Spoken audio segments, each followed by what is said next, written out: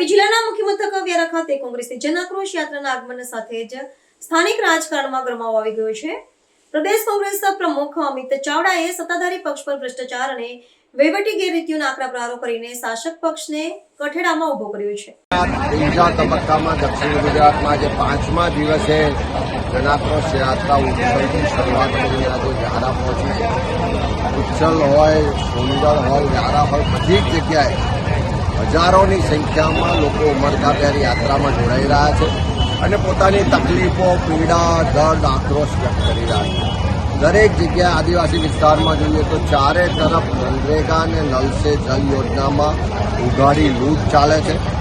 અનેક જગ્યાએ એવું કીધું કે આ ભાજપના નેતા અને એમના મળતિયા ભ્રષ્ટાચારી લોકોએ નલ સે જલ યોજનાને નલ સે ધન યોજના બનાવી દીધી કે આજ દિન સુધી ટીપું પાણી ના આવ્યું પણ લોકોની તિજોરીઓ ભરાઈ ગઈ, ગાડી બંગલા બની ગયા એવી સ્થિતિ છે। જળ જંગલ જમીનના અધિકારો માટે લોકો ખૂબ સંઘર્ષ કરી રહ્યા છે। 2006માં કોંગ્રેસની કેન્દ્રની સરકારે વન અધિકારનો કાયદો લાયા। આજે 2026 20 વર્ષ થયા, હજુ સુધી આ ભારતીય જનતા પાર્ટીની સરકાર આદિવાસી સમાજને એનો જંગલ જમીનનો અધિકાર નથી આપ્યો। એ જ રીતે લોકો મોંઘવારીથી પરેશાન છે। લોકો જે રસ્તામાં ખાડા છે કે ખાડામાં રસ્તો છે એ જ નક્કી કરી શકતા નથી। નેશનલ હાઈવેની પણ હાલત એટલી ખરાબ છે કે લોકોને પરિવહન કરવું મુશ્કેલ પડે છે। ચારો તરફ દારૂ અને ડ્રગ્સની બદીને કારણે યુવાધન બરબાદ થઈ રહ્યું છે। આ બાજુ એક બાજુ સેલવાસની બોર્ડર લાગે છે, એક બાજુ મહારાષ્ટ્રની બોર્ડર લાગે છે। બધી બોર્ડરોથી કન્ટેનરો ભરીને દારૂ ગુજરાતમાં આવે છે પણ એની પોલીસ કે સરકાર એને રોકતી નથી, કારણ કે દર મહિને નિયમિત કરોડો રૂપિયાનો ફંડિંગ મળે છે। એ એમની અફદાખોરીને કારણે ગુજરાતનું યુવાધન બરબાદ થયું।